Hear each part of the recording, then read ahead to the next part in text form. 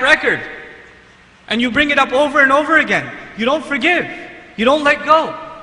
So Allah Azza wa Jal asks us, if you really want peace, you have to find that peace inside the house. Let's see where, by the way, this is not the topic of my khutbah. The khutbah is the expression itself and where it's used in a particular hadith. But we'll get to the hadith at the end, inshallah. Let's see where else this expression is used in the Quran. You know, Musa alayhi salam, when he washed up and Asiya picked him up. When she picked him up, by the way, this woman, the wife of Fir'aun, she's in a very problematic relationship. She's in a relationship with one of the worst human beings that ever lived. And she is in a relationship where, you know, nowadays you say there's a married couple and they're in an abusive relationship, she can call the hotline, or she can call the domestic violence hotline, or call the cops, or complain to the government, or find a shelter. She can't do any of that. Now, we don't know if there's physical abuse, but the Quran does testify at the very least that there's psychological abuse. So, and sometimes psychological abuse is worse than physical abuse. So much so that she asks Allah, she can't go to anyone else. She can't complain to the government because He is the government. She can't go to the cops because He owns the cops. She's got nowhere to go. So the only place she can turn is to Allah, and she says, وَنَجِّنِي مِن فِرْعَوْنَ وَعَمَلِهِ in Surah Al-Tahrim. She says, rescue me from Fir'aun and the things that he does. Now this woman is in a storm. But when this baby washes up and she picks him up, Musa alayhi salam, she says, قُرَّةُ عَيْنٍ لِي وَلَكَ. He will be the coolness of my eye for me and for you. Now when she says for you, it's referring to Fir'aun. We'll come to that in a second. But let's understand, what does it mean for her eyes to become cool? When a mother doesn't have a child, and she cannot have a child, and all of a sudden she's gifted with a baby. You ever seen a mother with a baby? She forgets the rest of the world exists. Those of you that are married, when you were just you and your wife, it was different. When the baby came, she's a mother first and a wife second. You could be talking to your wife and all of a sudden in the other room she hears a little bit of a just a little bit of that, and you don't exist anymore. She goes and her world changes. There could be all kinds of problems. There could be, you can't pay the rent, there's no electricity, there's no food in the fridge. But when she's playing with her baby, she's found refuge from a storm. This is her escape.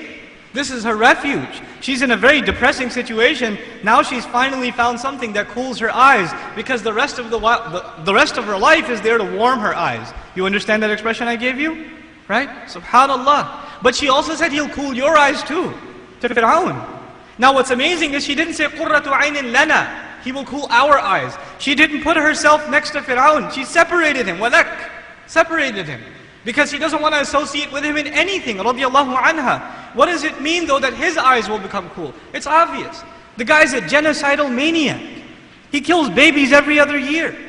His Musa's presence alayhi salam will be enough to even calm that crazy person down. That's something special Allah gave Musa alayhi salam when He said, وَأَلْقَيْتُ عَلَيْكَ مَحَبَّةً مِنِّي. I have thrown upon you a special love that comes from me. You know the word hubb in Arabic is love. The word hubb is love.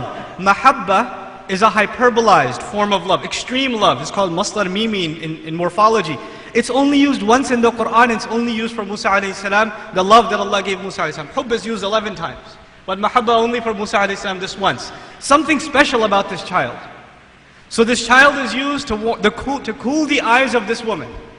But then when Allah Azza wa Jal was telling Musa alayhi salam of His favors in Surah Taha, one of the favors done to Musa alayhi salam was فَرَجَعْنَاكَ إِلَىٰ أُمِّكَ كَيْ تَقَرَّ عَيْنُهَا وَلَا تَحْزَنَ.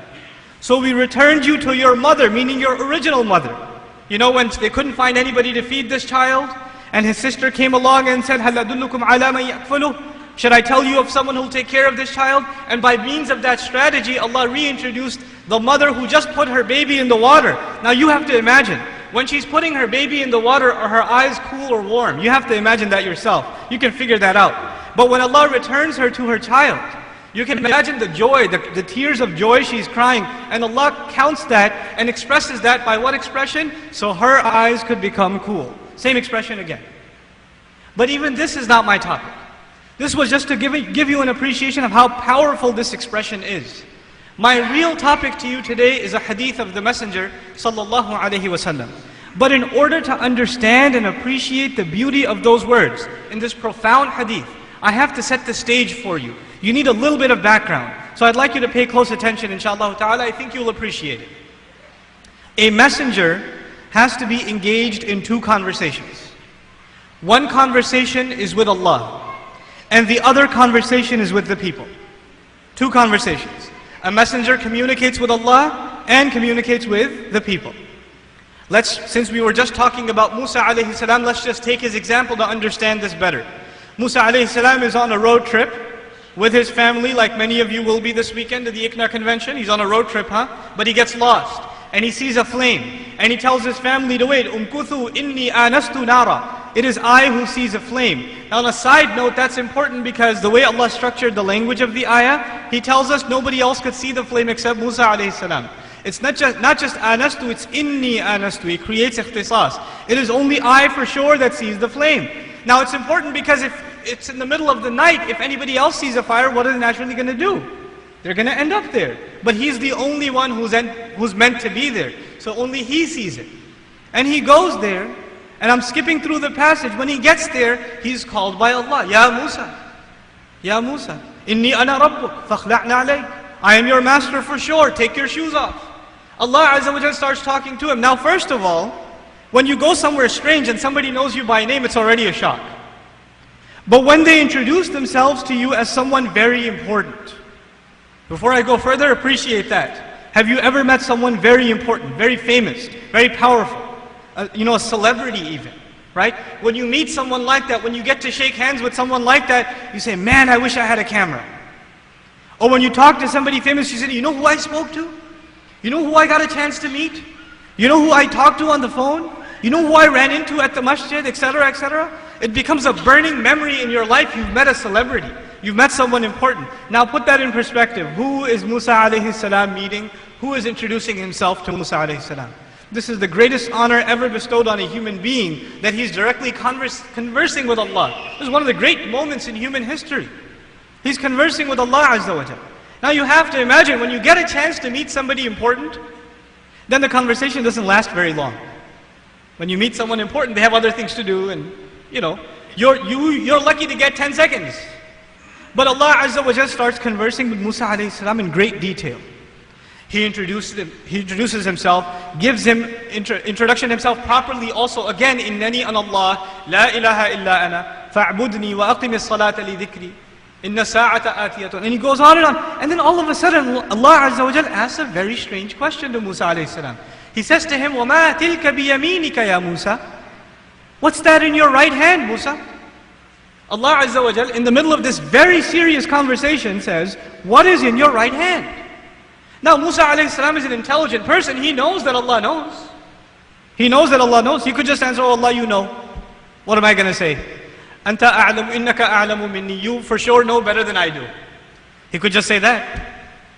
He could just give one word answer. He could just say, هَذِهِ عَصَايَ. This is my staff. Allah asked, what is it? Here's the answer, this is my staff. But instead of, and the question is a one word question. The question is, what is it? And the answer is, it's a staff. And by the way, the younger folks here, when I say staff, you're thinking of people you hire. No, staff is a big stick. Okay?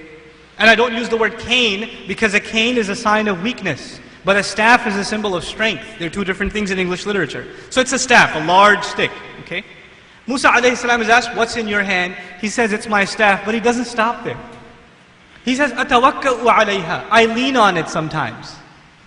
Did Allah ask what you do with it? No. He says, وَأَهُشُّ بِهَا عَلَىٰ غَنَمِي. I beat on bushes with it so my sheep can eat. I beat on bushes with it. Did Allah ask? No. What's Musa alayhi salam doing? He wants the conversation to last. He's got an opportunity of a lifetime. Actually, of many lifetimes. Who gets a chance to converse with Allah? He doesn't want to hang up that quickly. So he wants to keep it going. So now the thing is though, how many things are you going to come up with about a stick? How long are you going to talk about a stick anyway? So you say, أَتَوَكَّأُ عَلَيْهَا وَأَهُشُّ بِهَا عَلَىٰ غَنَمِي, and you run out of things to say. I got no more I can come up with. So he says, out of desperation, alayhi salam, he says, وَلِيَ فِيهَا مَآرِبُ أُخْرَى. I've got other benefits that come from it too. There's other stuff I can do with it also. Subhanallah. It illustrates the love and the desperation that he has to keep wanting to talk to Allah. But then Allah Azza wa Jalla, as the conversation goes on and He shows him the miracles, He says to him, now that you've had the most beautiful conversation of your life, get ready. اذهب إلى فرعون إنه طغى. Go talk to Fir'aun. Go to Fir'aun, he's rebelled.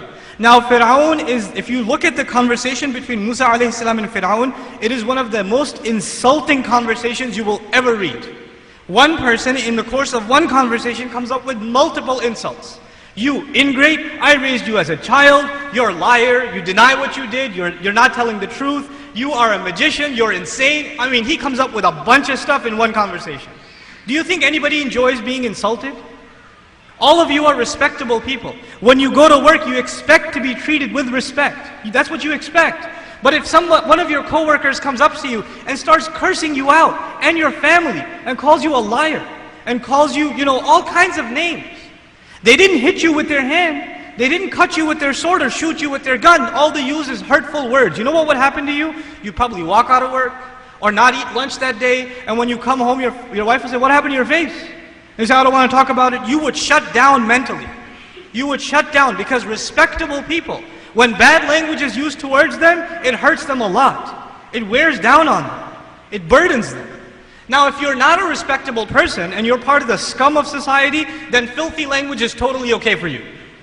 You will hear it all day and it will not make any effect on you. And by the way, as you're listening to this, if you have become accustomed to foul language, think about what you've become. Think about how dignified you are yourself. If foul language comes out of your mouth without a second thought, and you listen to it, it doesn't irk you at all. It doesn't bother you at all that what you've just heard is a piece of filth.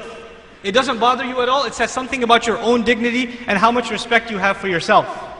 Anyhow, Musa alayhi salam goes to Fir'aun and it's the ugliest conversation.